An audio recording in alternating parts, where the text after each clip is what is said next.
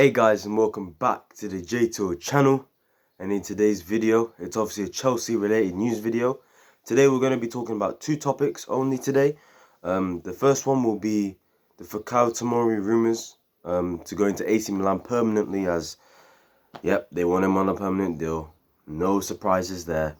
And the second story is going to be a bit different. We're going to talk about Alvaro Morata and his recent interview and his quotes about his time at Chelsea, particularly his first season. And it's very interesting, and I'm going to give my thoughts on that as well. And if you do enjoy this video, please like, comment, subscribe, turn on those post notifications. Follow my social medias down below at Jetto345, Twitter and Instagram, and share this video if you can as well. And yeah, let's get into this. Alright guys, so the first story, obviously we're going to talk about is Tomori. And this came out from Nizar Cancella of Goal, saying AC Milan are key on tying up a permanent deal for Tomori. But they don't want to pay the 26 million buy option that was put into the clause of his loan contract. So yeah, and also Chelsea are reluctant to make any discounts as well because of his recent performances. And then obviously it was further in context by Fabrizio Romano saying AC Milan are not going to try push for the deal now, and they will talk to Chelsea at the end of the season and see if they can pretty much negotiate a fee. Now, in my opinion, this situation is very... People are worried. Let's just say that. People are worried that Tomori could potentially go to AC Milan. Me personally, I'm not worried. And it's just as simple as this, right? The club are not stupid, okay? They put that clause in there for a reason. They put it there for a reason. These Italian clubs do not pay the buy options because it's too much for them. 26 million, considering how Tomori's played, is peanuts, bruv. Peanuts. But that's going to be too much for them. And they're not going to pay it. They're going to try and negotiate a fee. Now, don't get it twisted. They could pay for it because they could want him so much that they will pay for it. And I know Chelsea are stubborn as hell. I know Marina is stubborn. She knows if she's going to get rid of Tomori, it's either the clause, the buy option clause, that's 26 million round there, which is 30 million euros or more. She ain't gonna go less. Yeah? And I feel like Thomas Tuchel would like Tomori as a player. When you see his profile, he's quick, he's good on the ball, he can play in the back four, he can play in the back three comfortably, in my opinion. You can see Tomori at AC Milan, he has killed it, by the way. Absolutely killed it. It looks like they might not win the title in Serie A. It looks like they've sort of dropped the last couple of weeks and looks like Inter could win it. But even now, I'm just looking at Tomori on his own, and he's managed to drop the Milan captain, Romagnoli. And that is very impressive. Romagnoli is a good centre-back. I've seen him been linked to Chelsea before. Obviously, he's left-footed and he's Italian. I think he's 26 years old. So he's a very good centre-back, one of the best in the league. But Tomori's just come in, taking his place. That should show you guys the talent in Tomori and why the likes of Paolo Maldini, one of the greatest centre-backs to walk this game, you know, wants him so much. Why he rates him so highly. He sees the ceiling is so high for Tomori. And in my opinion, I just don't see how they pay the buy option. The only way they do is if they're desperate and they really want him. If they're serious about wanting Tomori, they will pay that buy option by the end of the season. They will pay it 100%. But I'm hearing they're going to try and negotiate a fee. Bruv, I mean, I guess the only way they might pay it as well, another strategy, is if they sell players. Apparently Donnarumma could be out of AC Milan, as rumours saying he might not sign a new deal because he wants 16 million per year when he's on 8 million per year. And considering he is one of top 5 most valuable keepers in the world, you know, Milan can't afford that.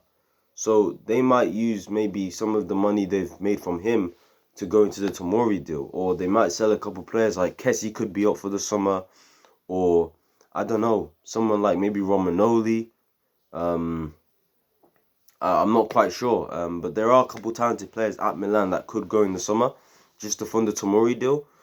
Or maybe because, I don't know, we've been interested in Kessie before, or in fact, we're interested in Donnarumma, so maybe they could try a swap deal there. Who knows? Who knows?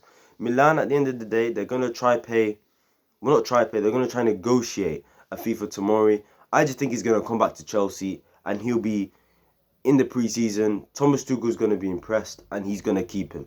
Because I think we're going to stick with three at the back. And if we're sticking with three at the back, now I think we need one more centre back, maybe one more, and don't get rid of any of the other four because we have, you know what I mean? Like we can't just have Rudiger, Zuma, Thiago Silva, Christensen, and Thiago Silva.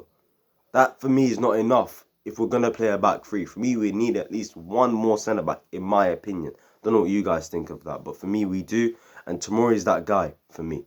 So yeah, we're gonna see what happens to that story. I don't think they're going to pay because Italian clubs never do it. They only involve the buy option just to intimidate you, fam. Like, that's it. I guarantee they're not going to buy it. And if they do buy it, fair play to them. They show that they did really want Tomori. So, yeah, that's my thoughts on Tomori. And that's the story on Tomori. Now let's move on to pretty much our last story, which is on Alvaro Morata and his quotes on his thoughts and his time at Chelsea. Let's do this. So obviously, guys, I'm in my room right now.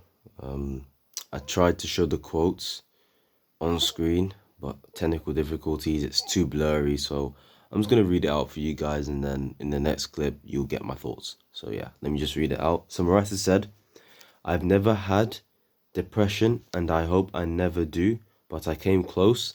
I don't believe it is given the importance that it should. When your head doesn't work well, you are your worst enemy.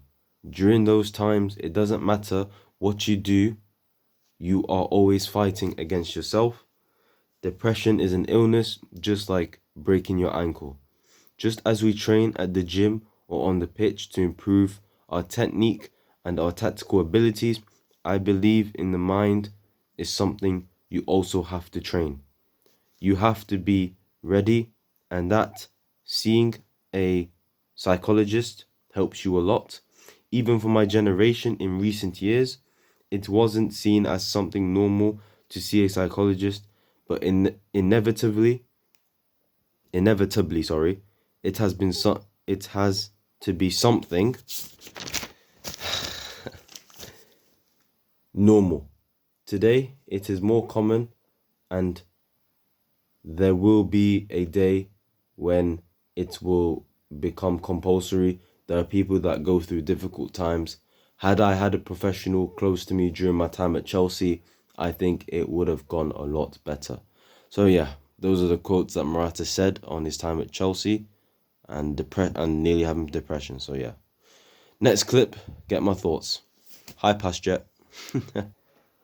So guys, as you may have just seen on screen, before I started talking again, those were the quotes from Alvaro Morata's interview with El Mundo Deportivo, I think, about his time at Chelsea. He talked about, obviously as you saw, how he nearly suffered from depression, and talking about maybe in his generation seeing a psychologist maybe wasn't normal or something compared to that. And he was talking about how he possibly needed one in his first season at Chelsea, and if he had got one, it would have helped him a lot better to settle in at Chelsea, because clearly he found it a very hard time to settle in, probably because he missed family, friends, new environment, new place. And yeah, he talked about how he nearly suffered depression, and thank God he didn't actually suffer depression, because that's a really tough period to go through in your life. And anyone who goes through it, like, I do hope you're getting through and you're doing well, and hopefully it will all end soon for you. There's always a light at the end of the tunnel for any of you guys that are going through something tough. But yeah, just to give my thoughts on those quotes. Do you know what it is with Morata, yeah? Like, I gave him a lot of stick in his first season. Quite a lot. A bit like how I'm giving Timo Werner stick. But it's not even the case of I'm abusing him or I'm, being horrible to him. And this was my issue with Chelsea fans that year. The fans didn't support him. The fans did not help him at all. And there was clearly something going wrong with him mentally. And the fans that really know, that didn't abuse him or didn't that wanted to give him time, sort of, they knew something was wrong with him. And it wasn't good. We could tell on the pitch from his performances. I remember that game versus Arsenal, man, where he missed, like, he could have scored a hat trick. He missed so many sitters, and I think on that day something may have switched for him, because before then he was doing all right. He looked like he was doing well, and then that game happened, and then since then he had a really, really, really bad time. And this is my thing with Chelsea fans and just fans in general. Stop abusing players online, and when you come back to grounds, stop abusing them. Okay? Please, you can criticize them. Constructive criticism is fine, but do not abuse them. Don't talk about, I don't know, their personal life or anything like that. And it was clear that Morata was just going through it, and the fans would boo him every single time when he'd come on the pitch. Um, when he wasn't playing well, they'd just boo him, abuse him. Like, and guys, that's wrong to do on a player. That's not the right thing to do. Like I said, give constructive criticism, but don't go personal. This is why I don't go personal. I judge footballers on their ability. And if I think they're a bad footballer, I'll say they're a bad footballer. If I think they're a good footballer, then they're a good footballer. Now, do I think Alvaro Morata is a bad footballer? Yes, I don't think he's a good footballer. But does that mean I'm going to go and abuse him and go personal with him? No, I'm judging him on his football ability. And people at the grounds needed to understand at the time that Morata was just going through it. And I really feel bad for him now that I've heard that, because even I criticized him heavily, heavily. I didn't abuse him or anything, but I went in on him, not understanding that possibly he's going through something, not realizing that these guys are human beings as well. They're not robots. They're not gonna, perform well every single game. They're gonna have their tough periods, and as fans, we should always be there for them, because it's not just their family and friends that they also rely on. They also rely on fans where they're in the stadium, and even though due to COVID, there's no fans at the stadium, but when we come back to stadiums as fans, give the players support when they need to. Not just abuse them, shout them, oh, F off you, oh, you're this, you're that, That's why racism exists. Because people get personal with the players. Online, social media, when they go to the stadiums, there's no point. Why? Stop going personal with them. That's really annoying to see. And I feel so, like, I'd like to apologize to Morata just for going in on him that season, not realizing what he could be going through. And it was clear that he needed a psychologist, and that would have really helped him if he had got one, but he didn't. And look, at least fair play to him though, because he stuck through the season, and also on top of that as well, he decided to give it a go for another 6 months under Sarri. He said, let me try for another 6 months and let me just see. And he just couldn't do it anymore. He just couldn't take it anymore. It was really hitting him, it was affecting him, and he wanted to go back home. So we sent him out on loan in January to Atletico Madrid. He felt back at home again. He wanted to move there permanently. We managed to sell him, and look, it was the best for both clubs, um, you know. And I just think for Morata, it was maybe the environment, the country, the weather, and his form affected him, and also the fans abusing him on top of all of that as well. So yeah, right now he's at Juventus and he's doing okay, I guess, but it's not a good season for them at the moment. And yeah, I just wanted to give those thoughts on Alvaro Morata. And yeah, if you do enjoy this video, guys, please like, comment, subscribe, turn on those post notifications, follow my social medias down below, share this video as well, and stop abusing players, okay? If any of you are watching, and if you go to games, stop abusing the players. Criticize them, but don't abuse them. It's not right. Simple as, okay? You can say a player is shit, And sorry for my language, you can say that. That's fine, innit? But don't go personal with them. Don't mention their family. Don't mention their friends. Don't mention their children. Don't be racist. Don't. Just don't. I'll see you guys in my next video. I just wanted to end it off like that. And yeah, that's it, guys. Peace.